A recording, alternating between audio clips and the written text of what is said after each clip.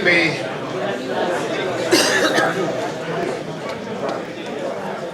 me begin by saying thank you very much for covering this event today. Some of you may have gotten notice at the last minute, but thank you for responding and coming out today and covering what we think is a very important conversation that must take place. What we've done for the last 2.5 hours has been a field hearing of sorts. It's technically not a field hearing, but it is as close to a field hearing as you could imagine, between the Democrats on the Joint Economic Committee of the House of Representatives and the Congressional Black Caucus. We have collaborated on the planning for this event today.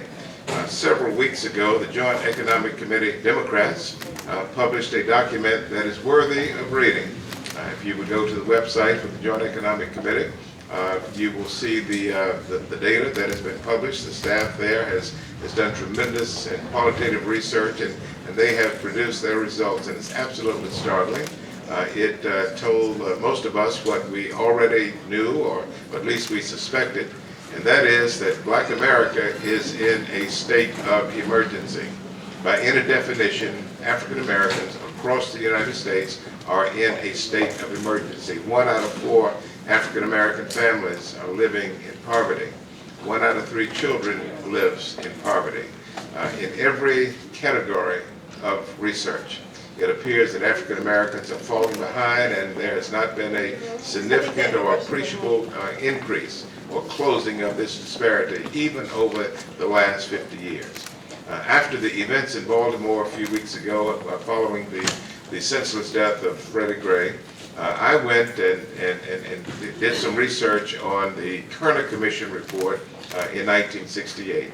The Kerner Commission report gave me the feeling that it was speaking to conditions in 2015, because the conditions are the same. After President John F. Kennedy was assassinated on November 22nd of '63, we all know that President Lyndon Johnson assumed the presidency, and he went over to Congress on January 8th following and made his first State of the Union address. And in that State of the Union, he implored every American to declare an unconditional war on poverty. He called on Congress, he called on the private sector, he called on the faith community to collaborate to eliminate poverty in our lifetime. And we were well on our way. We passed Medicare and Medicaid. We enacted food stamp legislation. We enacted the Head Start program and other war on poverty type programs, the social safety net programs. And those programs were taking traction, and we were beginning to eliminate or at least reduce poverty in urban communities and even in rural communities like I represent. But then the Nixon years came along. And during the Nixon administration, we began to see a reversal of the anti-poverty programs.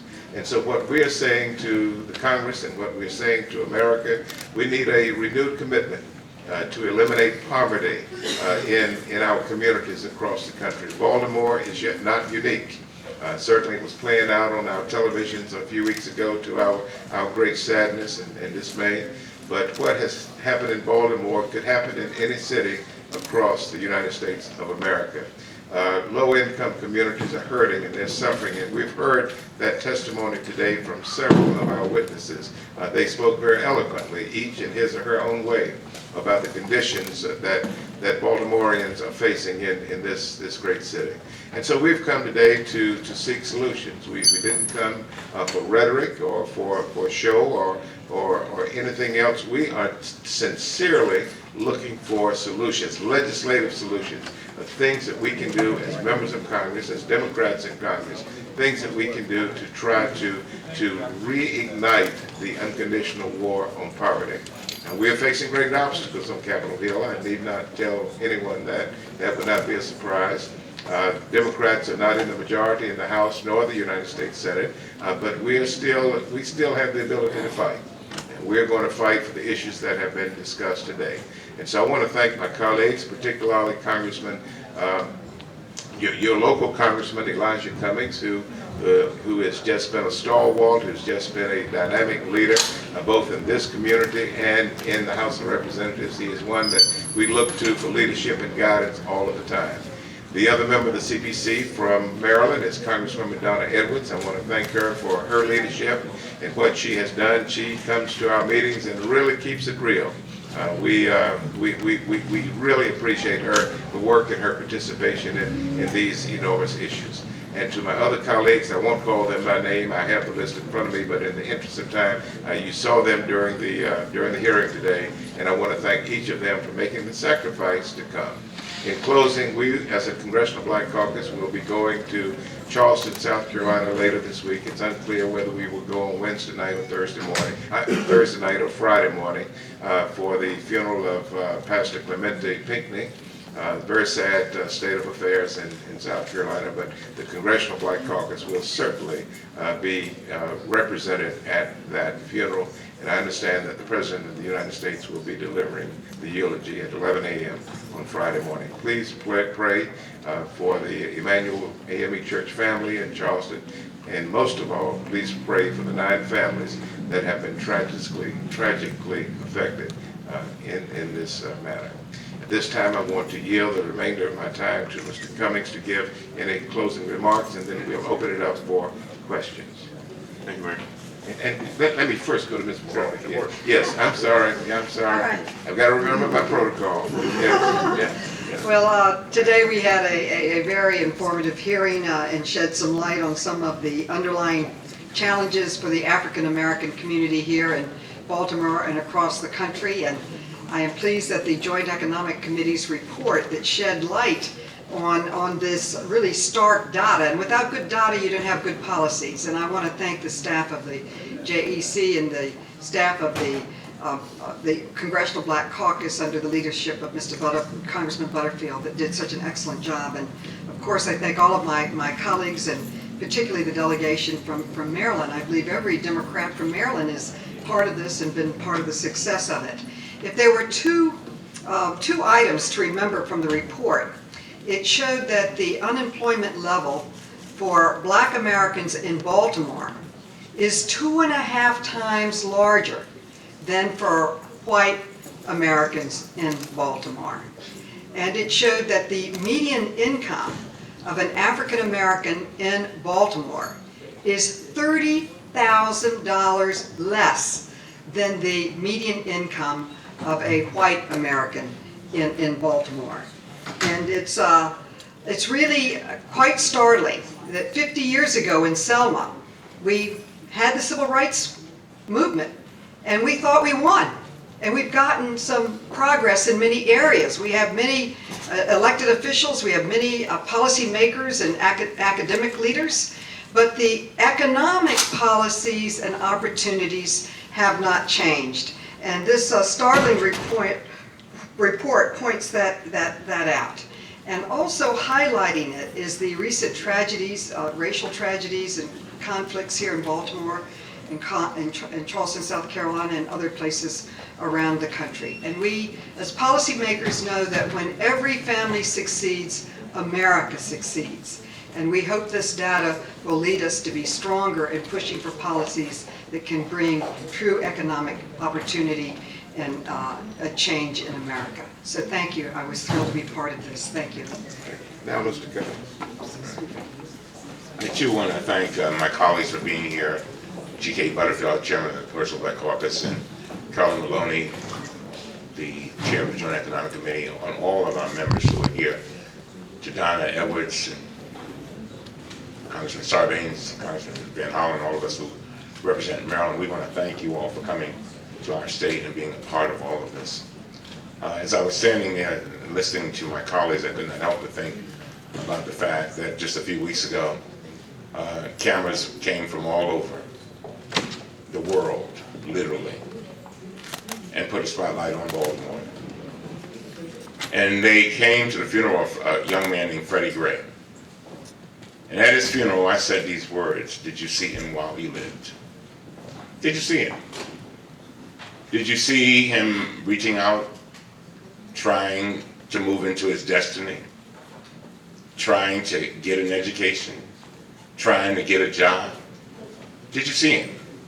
Did you see him when he didn't have a bank to go to because there was no bank in his community? Did you see him? Did you see him when he got a criminal record? for an offense that was not violent. Did you see it? And so today I thank all of my colleagues for coming here to put a spotlight on Baltimore, because after the cameras leave, the people still have to live. And they simply want what everybody else wants. They want a good education. They want health care. They want a job so that they can do for their families. And so what we are about is the policies. How do we formulate the policies out of the pain so that we can do our purpose, and that is to lift people's lives up. And so I'm glad, Mr. Chairman, that you have announced and that the Black Caucus has supported you, and I'm sure Mr. Maloney will join in on these events, of going across the country. Because you said it best. This can happen anywhere, ladies and gentlemen. What happened here in Baltimore can happen anywhere. And it is time for us to face, and the wonderful thing about the hearing, and we had a great panel of witnesses, but they gave it to us straight. The chairman and Mr. Maloney made it clear, we don't want no sugarcoating. We didn't get that. And I'm glad we didn't. And because the only way we're going to deal with our problems is face them and be honest about it. So with that, I want to thank everybody for being here, and I'll yield back. Thank you. Questions? Yes. All right. Let's start with the gentleman in the back. Yes. One of the issues that was overlooked in the panel, which was very good, and we appreciate all you folks coming, particularly those who came from out of Say town. what organization you represent. I'm Louis Fields with the Baltimore African American Tourism Council of Maryland. We are a nonprofit organization. During the discussion, we talked about the loss of manufacturing jobs. Baltimore City today is a base with nonprofit organization jobs, and most of the nonprofits receive taxpayers' dollars to employ their staff. In Baltimore City, Johns Hopkins Hospital, city, state government jobs, and many of those jobs are not going to African Americans. In the recent budget, Baltimore City elected officials voted to give $20 million of our taxpayers' dollars to nonprofits. Not one dime went to an African American group, but we had a lot of black folks voting on that taxpayer money. That's why we don't see a great turnout in the elections. When you have an opportunity to help African Americans, those in the nonprofit sector, we see black people voting to give money to everybody but black people. The question is, how can you guys change that? I understand. Let's see if we can get a quick answer. And I think I want to go to the senior member of the CBC delegation, Ms. Lee. Yeah. Well, I think this more is more for Baltimore. Okay. All right. It's Baltimore. Yeah, Mr. Fields, you make a very valid point. Just last night, I don't know whether you were with us at over in at the St. Peter Claver, where Hopkins, one of the organizations you're talking about, came forward, and they are creating 1,000 jobs. But what has happened with regard to One Baltimore and through Mike Pryor, a lot of those organizations are being pulled in, and we are addressing the very questions that you have asked. And a number of them have come in and they want to do philanthropic things, but we've also said to them, we want to make sure we're part of your board. We want to make sure we're part of your organization. We want to make sure that we are part of your employment basis. So again, we are on that. I fully understand it. You mentioned some city council issues, which I had an opportunity to read this document here. It's a very good document, and I'm going to bring it to the attention of the mayor as soon as I leave here. Thank you. Okay. Mr. Yes, Butterfield, sir. you said you came looking for solutions. Do you feel like you got them? And what is sort of the ultimate goal here? Are you guys at some point going to sit down as a caucus and come up with some kind of a new platform or some sort of legislative policies to address some of these issues? I certainly have many answers for you, but let's see who would want to respond to that. Ms. Edwards, if you would please. Thank you very much, Mr. Chairman. You know, one of the things that we heard here today, we had heard a number of different solutions around some programs that exist, around the Community Reinvestment Act, around housing, community development, block grants, a whole range of issues. And within the CBC already, we have a lot of different legislative solutions and programs, and we're going to pull those together so that it really sets the tone of how we have to make economic development investments in our communities so that they work. And I think that what these hearings will do for us is give us a solid foundation. You know, the information that we heard today about the way the Community Reinvestment Act is working for real is important. And so to hear from Harbor Bank about how we could strengthen that is really important to us. To hear about how we need to make investments in things like Pell Grants and student loans, Parent Plus loans, and strengthening them for our community colleges, where we need to all of these things are going to enable us to respond in a more aggressive way nationally to the problems, even as they help us find solutions for Baltimore. So I'm really excited about that, and I know the chairman can probably speak to our upcoming legislative conference of the Congressional Black Caucus, where we have made a decision to focus our efforts on ways that we need to strengthen the criminal justice system and economic development strategies for our communities. Thank you. Go here and then I'll come back. Yes. Two quick questions.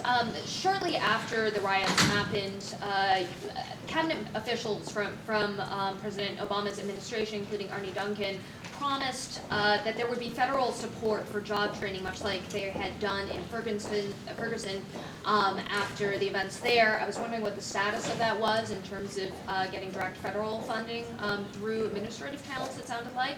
And also in terms of policy changes, what you would sort of describe as the first most politically feasible concrete change that we can expect to see given the political constraints in Capitol Hill right now. We'll do Mr. Cummings on the job training piece and then someone else on the other. Yes, the job, the Department of Labor came through. As a matter of fact, 4 or 5 of the departments came through the Obama administration. They met with us immediately at delegation, and they have come through already. I can provide you, Mike Pryor's not here right now, but I can provide you with details on that a little bit later, okay? But they did come through. Now, what those of you in the news media certainly understand is that we're facing a fiscal crisis in Washington. At least some people are saying that it's a fiscal crisis. We're taking in a little bit less than $3 trillion a year and spending much more than $3 trillion a year. So there's about a $450 to $500 billion deficit in the federal budget. And so the Tea Party and the Republicans and those on the right are saying that we're going to change that by reducing spending. And that we're going to reduce spending on the social safety net programs that communities like Baltimore greatly depend upon. And we've been pushing back. We've been pushing back with vengeance against these deep cuts in social programs. And so legislatively, we're going to continue to push back. We're going to continue to advocate for the lifting of sequestration, which is just decimating cities like Baltimore City. And the Congressional Black Caucus has a plan called 10-20-30. If you haven't heard of it, I would implore you to take a look at it. We have more than 400 counties in the United States that have poverty rates that exceed 20%.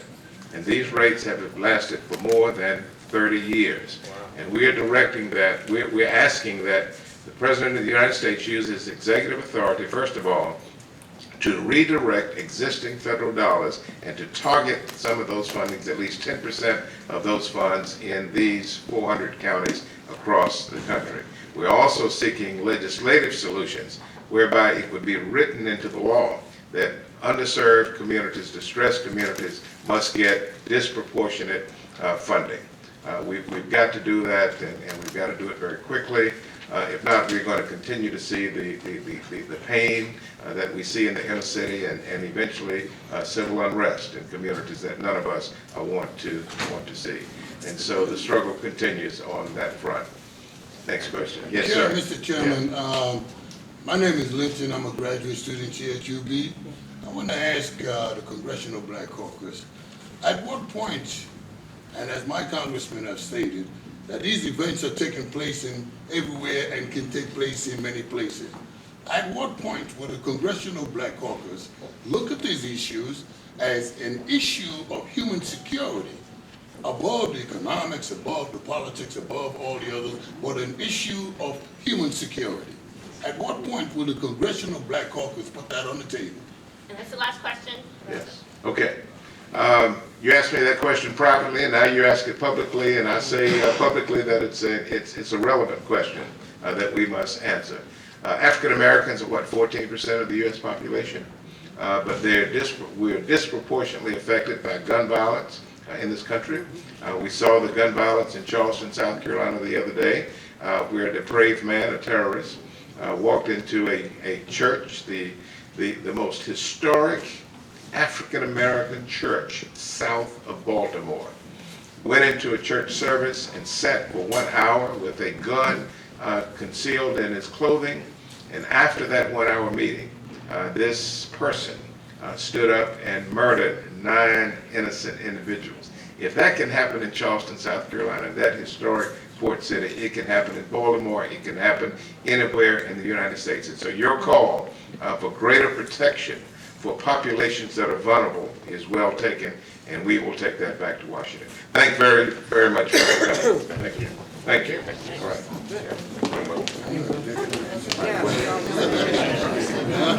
Yeah.